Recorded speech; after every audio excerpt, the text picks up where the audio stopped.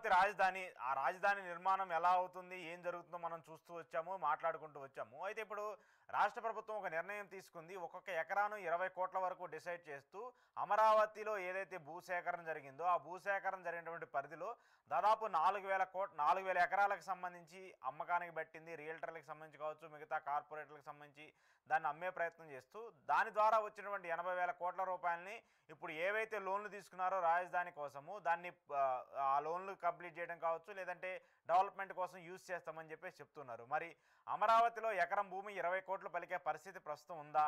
ఒకవేళ 20 కోట్లకి రాజధానికి సంబంధించిన పరిసర ప్రాంతాల్లో అమ్మకానికి వస్తే మరి రియల్టర్లు ముందుకు వస్తారా? ప్రభుత్వం తీసుకున్నటువంటి ఈ నిర్ణయం సరైనదేనా? ఏం చెప్తారు? ఇప్పుడు ప్రభుత్వం అమరావతి రాజధాని విషయంలో పరస్పర విరుద్ధంగా ఆలోచిస్తూ ఉంది.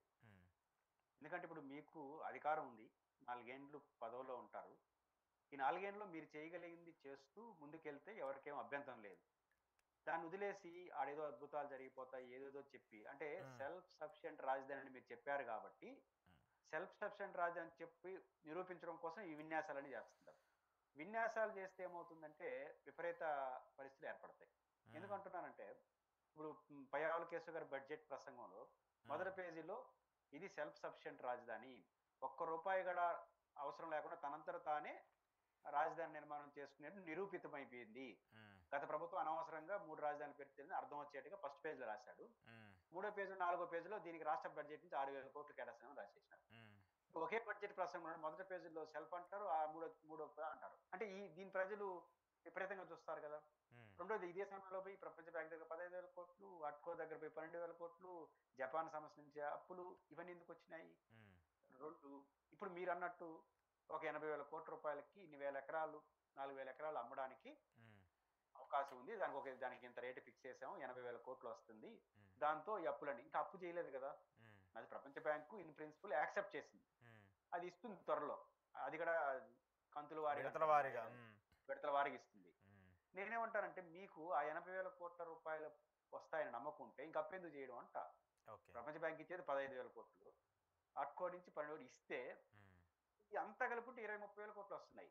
80,000 కోట్ల రూపాయలు వస్తానని నమ్మకం మీకుంటే 20,000 కోట్లకు తంటాలు ఎందుకు అంట, కేంద్రంతో మాట్లాడుకోవడం, ప్రపంచంతో తిరగడం ఎందుకు అంట. ఇది వస్తుంది కదా, ఇది వచ్చినప్పుడు దానికి అప్పు చేయడం ఎందుకు, దీనికి కట్టడం ఎందుకు?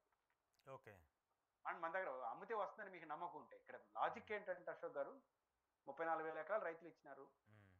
ఆల్రెడీ ప్రభుత్వం చేతిలో ఒక 18,000-20,000 ఎకరాలు ఉంది. మొత్తం 52,000 ఎకరాలు క్లబ్ అయినాయి ఒకే ఏరియాలో. 54,000 ఎకరాల్లో 1,00,000 ప్లాట్లు రైతులకు ఇవ్వాలి. అంటే ఒకటి కమర్షియల్ ప్లాట్, 2 హౌసింగ్ ప్లాట్, 2 ఒక 10,000 ఎకరాలు విలువైన భూమిని ప్రభుత్వం పెట్టుకోవాలి. ఈ రోడ్లు ఇవన్నీ పోతాయి కదా, దీంట్లో ఒక 10,000 ఎకరాలు పోతాయి. అంటే 40,000 ఎకరాలు ఇట్లా 35,000 ఎకరాలు పోతే ఒక 10,000 ఎకరాలు మిగులుతాయి. అది 1,00,000 కోట్లు వస్తుందని గతంలో చంద్రబాబు గారు చెప్పింది. జగన్ గారు ఏం చేసినారు, ఇది తప్పు, 10,000 ఎకరాలు మిగలదు, మీరు చెప్పిన 52,000 ఎకరాలు 10,000 ఎకరాలు మిగలదు,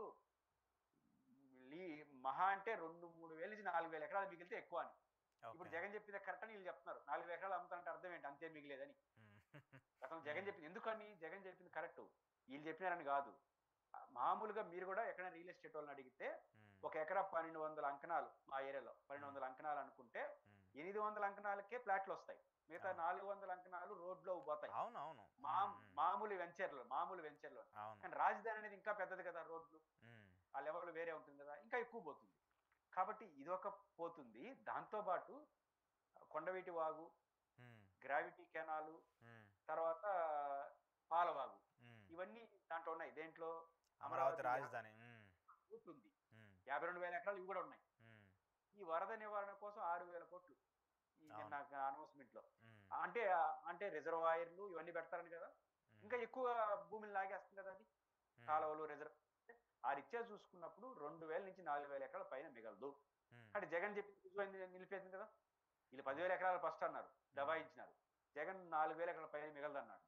ఇప్పుడు 4,000 ఎకరాలు అమ్ముతా ఉంటున్నారు. అంటే జగన్ చెప్పి 4,000 ఎకరాలు వస్తుంది. 4,000 ఎకరాలు అప్పుడేమన్నారు, 10,000 ఎకరాలు 1,00,000 కోట్లు. మరి 4,000 కోట్లు 80,000 కోట్లు ఎట్లా అవుతుంది, ఎట్లా అవుతుంది నాకు తెలియదు లెక్క. అంటే మనం ఇంకా 20 కోట్లు ఎకరాకి, 20,000 కోట్ల ఎకరాలు ఎవరు కొనాలి? ఇద్దరు కొంటారు, మనలాంటి వాళ్ళు కొంటారు. మనలాంటి వాళ్ళు ఫ్లాట్లే కొంటారు, ఎకరాలు కొనేంత సీన్ మనకు ఉండదు. ప్రజలు కొనేది ఫ్లాట్లే, నెంబర్ 1. తర్వాత పారిశ్రామికలు కొనేది ఎకరాలు. ఉమ్, వాళ్ళకి మనం విశాఖపట్నంలో రూపాయికి ఇస్తామంటే ఈడ 40 కోట్లు రోడ్డు కొంటాడా? ఇప్పుడు నా పాయింట్ ఏంటంటే ఆ, విశాఖపట్నంలో ఆ, మీ గవర్నమెంటే విశాఖ లాంటి మెట్రోపాలిటన్ సిటీల్లో ఉమ్, ఋషికొండ, విశాఖ బీచ్ లాంటి ఒక ఆహ్లాదకరమైనటువంటి అందమైన ప్రదేశంలో రూపాయికి ఎకరా ఇచ్చేసి, ఎకరాకు రూపాయి మొత్తానికి రూపాయి నాకు తెలియదు. ఎకరాకు ఎకరానికి రూపాయి రూపాయి. ఇచ్చి రూపాయి ఇచ్చి నేను అమరావతిలో ఏమి కానీ అమరావతిలో 4 కోట్ల ఎకరా 40 కోట్ల ఎకరాలంటే అంత పిచ్చోళ్ళ పారిశ్రామికలు ఊరికే ఏమంటారు అనిపించు. నువ్వు 40 కోట్లు అంటే పోయి హైదరాబాద్లో కొంటాడు, లేకపోతే బెంగళూరుకు పోతాడు, లేకపోతే చెన్నై పోతాడు. ఇప్పుడు పోటీ పడి రాష్ట్ర ప్రభుత్వాలు చేశాను నేను.